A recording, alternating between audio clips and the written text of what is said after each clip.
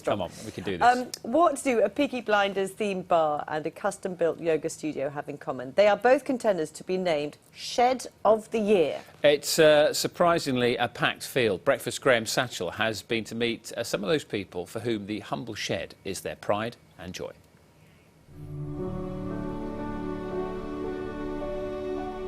We don't like to call it a shed.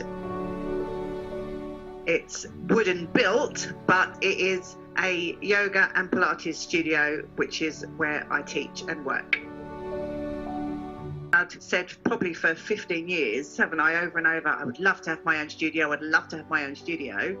And ta-da! My husband goes, okay.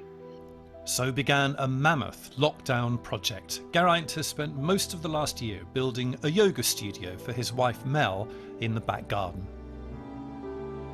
It's been incredibly enjoyable, hugely satisfying.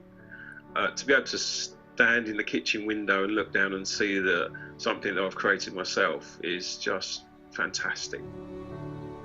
The finished studio has underfloor heating, Wi-Fi, sound and vision. It's allowed Mel to do her classes online.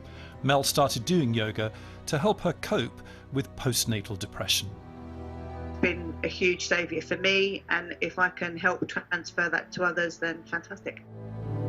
What would it mean to you if you were to win Shed of the Year? It would be crazy. To have created this and then join the Shed Pantheon would be fantastic, it really would. To see it on a computer and develop it into 3D and show me what could be. Amazing. It's absolutely incredible. I couldn't be more proud and eternally grateful. It's really quite tremendous, yeah.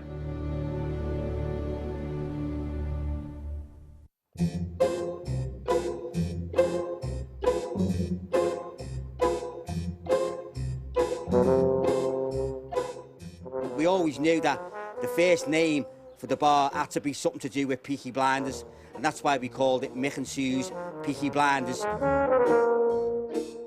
The fact that Sue is actually in love with Cillian Murphy, because he's a good-looking lad, isn't he? Got to say that. Cheers. Mick and Sue's Peaky Blinders Shed pub has been a lockdown labour of love. It's helped the whole family get through the last year. Having the kids here with us all through the lockdown meant that we could all support each other, and we could all love each other, and we knew we were all safe, and we knew, most of all that we were playing by the rules, which was very, very important to us.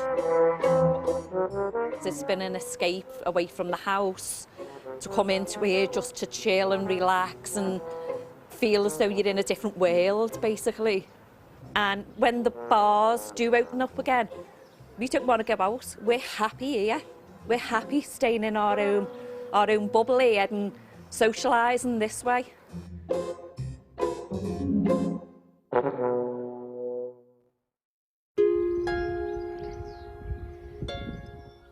Seeing patients go through COVID has been really challenging.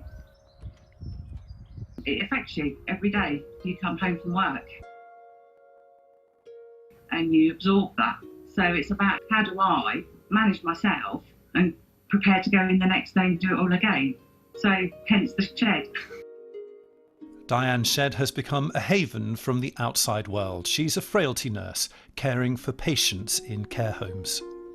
It sort of puts things in place, and you can just sigh of relief and say, right, I can do this again tomorrow, and I can go back into work and put that smile on my face and nurse my patients. It's a bit of a joke with my son, my teenage son, who says, oh, where's mum to dad? And dad says, oh, she's away with the fairies. So it's just, yeah, it's a comfy, cosy place to be. I call it scribbles. I do scribbles in my shed. I'm not an artist. I'm not, I'm nowhere near, but it's just that mindfulness, if you like, of just doing something that I enjoy, that I can just distract from everyday what's going on in the world. How do you feel about being on the shortlist for Shed of the Year? That's a bit mad. I'm quite honoured actually, because it's just a humble 10 by 8 shed. yeah, it's really weird feeling actually that shed of the year, but it's just my cosy space.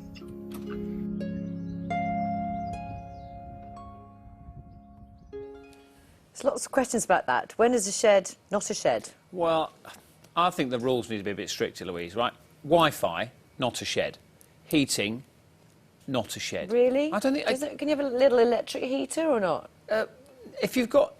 Is it the underfloor heating that If you've got electricity in a shed, I think that's acceptable. Lighting, but once you start putting TVs in sheds, that's not a shed. She said hers was 10 by 8. You see, I think also there should be a shed size limit. I think they need to look at these rules a lot more strictly.